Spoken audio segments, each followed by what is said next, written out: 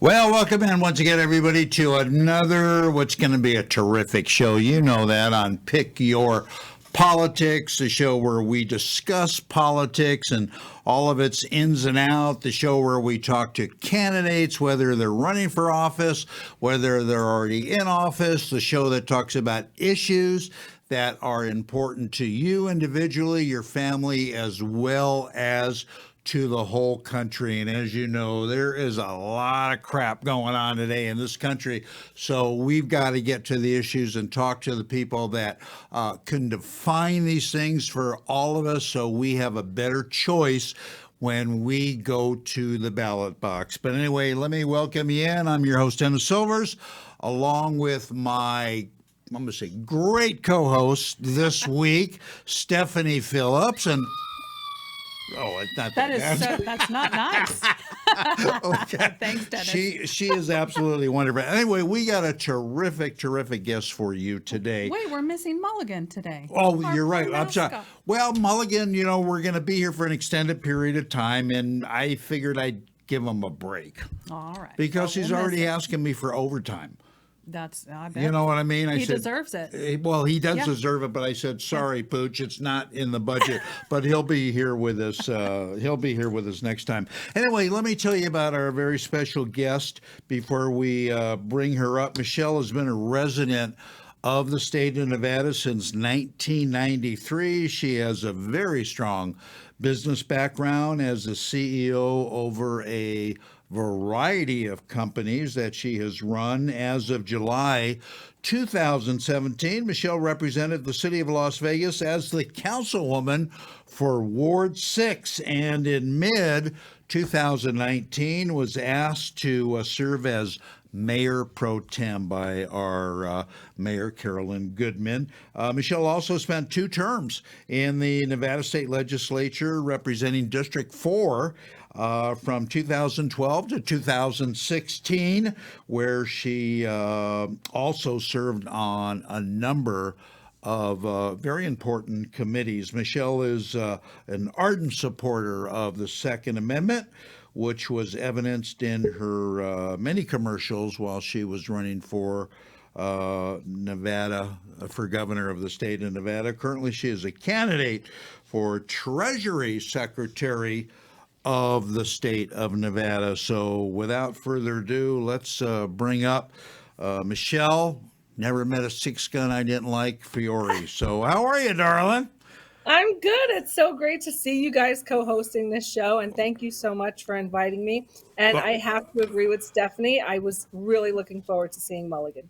Well, I appreciate that. And you look absolutely fantastic. So obviously the angst of doing a lot of campaigning is not really affecting you that much, is it?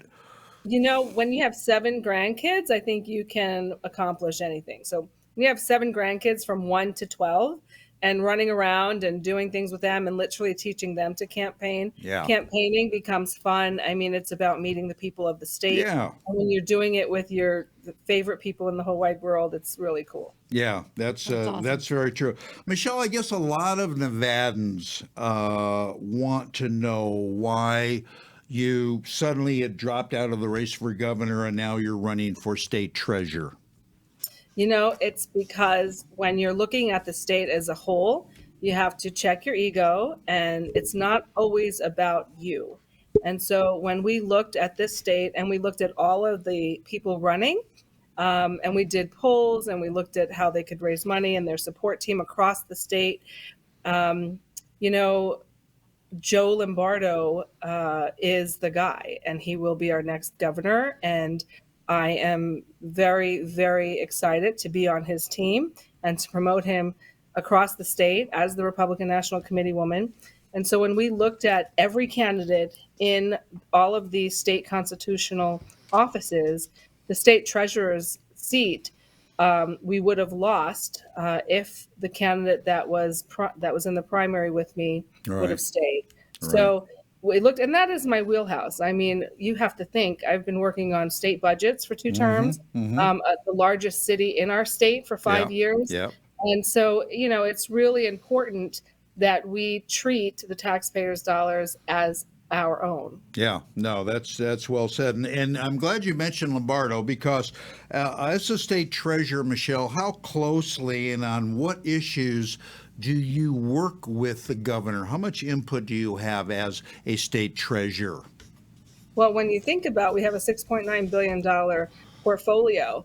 We have a lot of influence, and I'm excited to work with Joe as the governor. I have seen him on many different boards, with the LVPPA, with our city. He sits on the police funding board with Stavros Anthony and the mayor. So I've seen him in action, and he is a very workable guy, and he listens. And if he doesn't know something, or if I don't know something, we talk to our experts and we figure it out. And I think he's going to be a gem to work with. Yeah. Well, you're from Brooklyn originally, so there's not too much you don't know, right, my dear? Because Well, people we're both love people Italian, love too. that style because here, you know what I mean? That type of thing. Yeah, exactly, exactly. And Joe and I are both Italian. We both have memories like elephants, and so we work together. Yeah. See, yeah. that's why we get along good, Michelle. I'm Italian too. So that's Yeah, good. yeah. So I wanted to ask you, I know the last couple events I've been at, your message is to unify the party and bring people together to support the primary winners. And this past week, I want you to not only touch on that, but also what do you say to Republicans? They say they're Republicans in the party, like Amy Tarkanian, that is now endorsing your opponent and also the Democratic incumbent for Attorney General. So when we're trying to get the party together, can you kind of give your opinion on that and talk about that for just a minute? So unfortunately, you're always going to have people that go astray. And if you read the tweets by that individual, she literally confessed via Twitter that she has never voted Republican, which is quite telling. And it's also quite telling that, her husband has lost basically every race that he's run. Right. And I think that that's really telling. And I think he's upset with me and she's upset with me because I support Mark Amodei, our congressman. You have to understand, when you move to another congressional district just to run for office against the incumbent who's been so kind to the Republican Party, it's a problem. So I supported his incumbent, and there is sore losing going on, and it's sad because, like I've said, if I would have lost my primary, then I would have been the biggest cheerleader for my opponent. But fortunately, I did not lose, and I am the nominee in the general. Unfortunately, you have some Republicans, very few, thank goodness, that are, lean left. And so for a Republican, and you also can't really give her so much credit or kudos. She served 6 months Yeah. as the chair, then resigned because she was getting recalled. Yeah. She couldn't handle an election. And on a personal note, which I will not go into, but there is a lot of personal demons that she has to handle on her own. Yeah. And what do you say about all of the DNC contributes a lot of money to a lot of Republicans, and why? I just wondered why they do that. I'm sure a lot of people wonder Yeah, I'm why sure. they do that, Yeah. and your campaign, Lombardo's campaign. I mean, just Segal's, just run down the list. And I'm wondering if those are given back to the DNC or why do they do that? So here's what they do. So understand, they were campaigning against Lombardo. So during the primary, the DNC was putting out mailers and commercials, anyone but Lombardo, because they knew that if Lombardo were to win the primary, he will be our governor. It will be Governor Joe Lombardo. Make no mistake of that. And they knew that they could probably beat the other candidates, Yeah. in the primary, but they couldn't beat Joe. So they put a lot of money against Joe in the primary to Republicans, making pretend they were Republicans to try to vote for someone else. However, remember, I'm the Republican National Committee woman. We do a lot of polls here in this state. So I knew before election night who was winning and by how many points.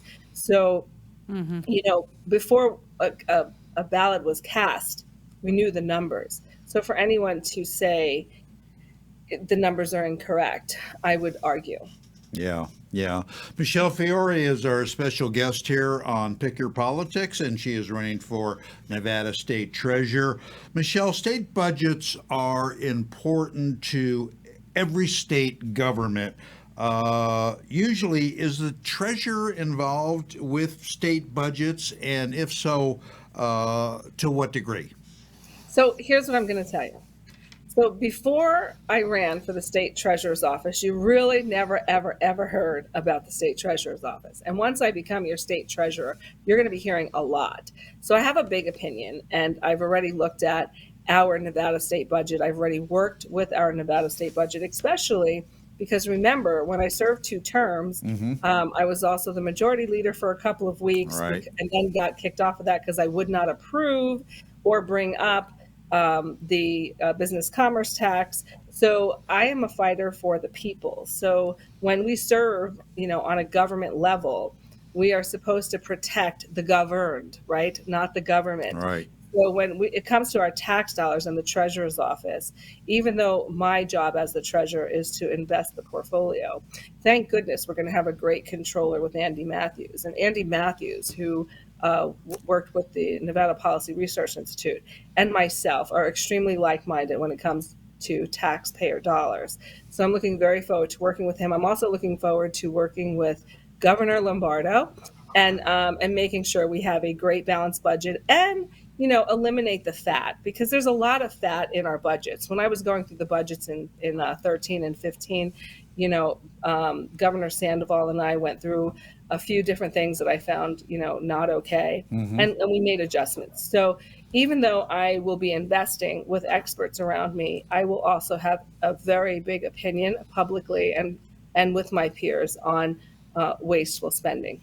Yeah. What's the first thing you're going to change as far as that goes? So the first thing I'm going to change is the website. So our sitting treasurer right now, the website is atrocious. No one can get to it. You're supposed to upload February 1st all of our budgets. He has them for 3 years. So they make it difficult so you can't find anything. So we're going to make it user friendly. Second thing, we're auditing. We're auditing everything that has happened in the past 3-4 years, because there's a lot of shenanigans going on in the treasurer's office. And let me tell you, with Segal Chadha being the AG, there might be some indictments coming down. Wow. Wow. That's, Yeah. Oh, yeah. I'm Big sure stuff, it's big needed. stuff. Yeah. Yeah. Well, let me just follow up with this then, Michele. In the time that your opponent has been in office, I think since November of 2018, he has kind of been instrumental, if you will. If I'm not mistaken, I think the state of Nevada has received 2 increases in their bond rating. How do you account for that, and what's that all about? So again, we have to make sure that our bond rating stays at a double or triple A. I don't know how instrumental he was in that. Remember who was before him, which was Dan Schwartz, who's a businessman. So remember, there's some spillover going on. And if he's so instrumental, where's the budget? Why is he only receiving a 0.62% in 19 when he did do the budget? With inflation at right now 9.5, meaning we're losing like $450 million.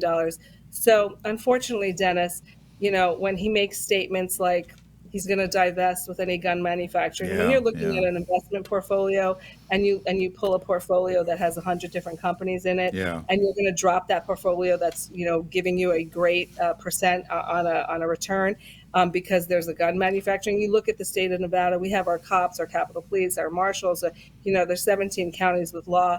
That was a ridiculous political statement. And as the state treasurer, those statements don't belong. So no, he's not that impressive. Sorry.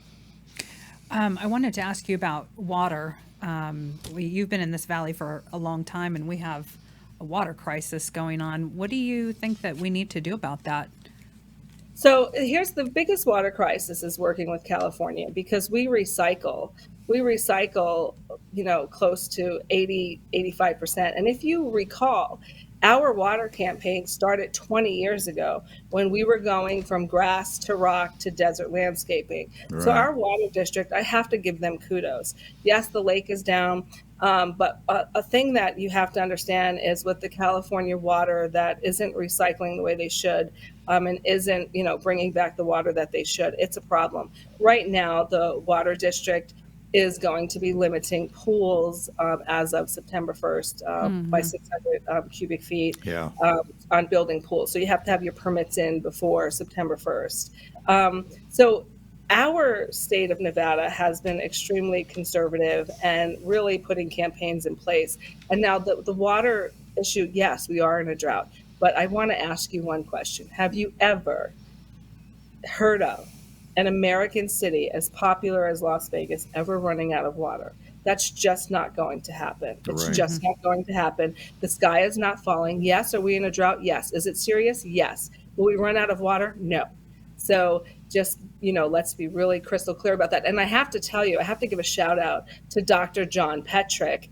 He just did a 3-minute water info, about the Nevada water and where it's Right, coming in. I'm going right. to forward it to you because it is spot on. Number one, spot on, and it is amazing. I'm actually going to put it on my Facebook, I think, today. Oh, that's Yeah. speaking about water, Michelle, it's funny. It's good timing. I had a gentleman that came to my home the other day, and he was collecting. He wanted some kind of contribution for a brand new public pool that they were building. And he was looking for contributions, and I said I'd be glad to contribute. So I gave him a cup of water. Come on, Michelle. These are the jokes, honey. Where's the laughing button on this thing? Here. No, that's the applause. Thank you very much. When you're elected, Michelle, are you going to be more in Carson City, or are you going to be down here in Las Vegas in the State Building? So both places. So Monday, Tuesday, and Wednesday I'll be in Carson, and then Thursday, Friday I'll be in the office off of Washington. Right. And Saturday and Sunday will just depend upon what events are going between Carson and Vegas. Okay. I hear a lot both about education funds. I hear that we have plenty of funds Right, and they're just right. not appropriated to the right place, or Yep. we don't have enough education funds, and that's part of the problem Yeah. why our education we're last. What's your opinion of that, Michelle? I don't think throwing more money at an issue is the answer. In 2013, we did an audit on the school district here, and they could not account for $360 million. They could not account. Let me repeat that number: $360 million. Wow. So, do we have a funding problem? No, we have an accountability problem, and that's what we have to look at. Yeah. Okay. Michelle, what events do you have planned for the immediate future as far as getting out, fundraising, whatever? Well, I do a lot of events for the community. So we are doing a back to school event. I just ordered thousands of backpacks, and we're doing the back to school event for July, and we're going to do it at a pool at the YMCA. So it's splash back to school. So it's a That's lot of cool. people swimming and getting That's school cool. supplies. That's really fun. And I've done that for 10 years. This isn't like I'm running for office and this is no, I've done that for 10 years. Then, so we've got August and we've got September. We do a big Thanksgiving with our seniors. We do a big Christmas in December for the whole month at Floyd Lamb Park. We give away a lot of food to people that need it. So there's so many events and fundraising. I just tell folks, listen, if you want to write me a check, give me a call, go to my website, or I'll meet you for coffee. But I don't really do fundraising events.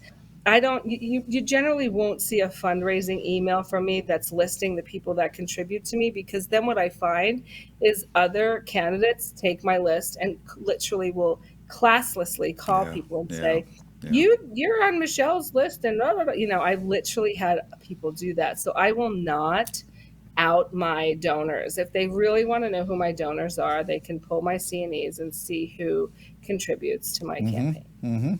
Yeah, that's smart. Well, I know you're on a tight schedule, so before we let you go, I wanted to ask you about funding for the homeless in our valley. And does that need more funds?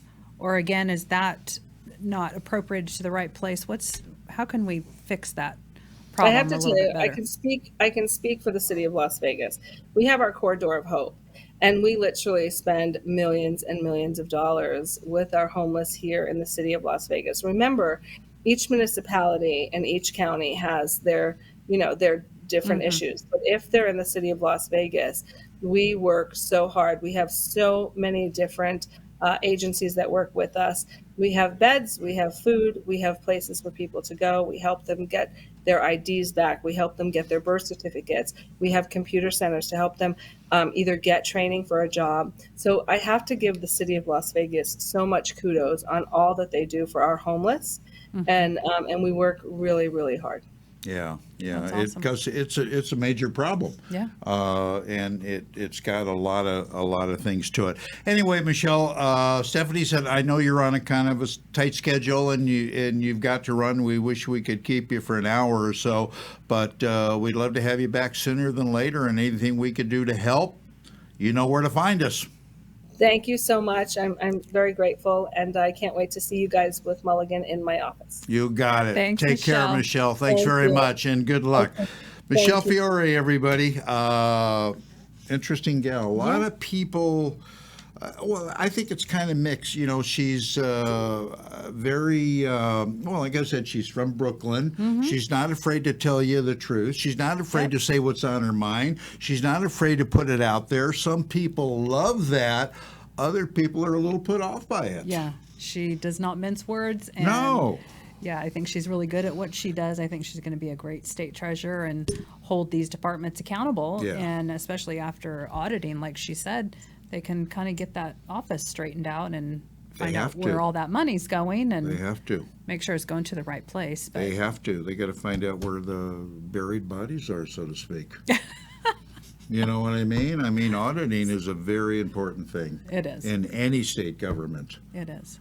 We got to know where our money's being spent, and that's being spent the right way. So, anyway, all right. Anything else to say before we wrap it up? That's it. I miss Mulligan too, but we'll get him on the We'll get him on the next one. We'll get him on. So, anyway, thanks for being with us, everybody. And we're going to be back here, same place, same time next week with another very special guest. And the whole purpose of this thing is to make you want to get out and vote. So, for Stephanie and myself. So long, everybody. We'll see you again. Bye.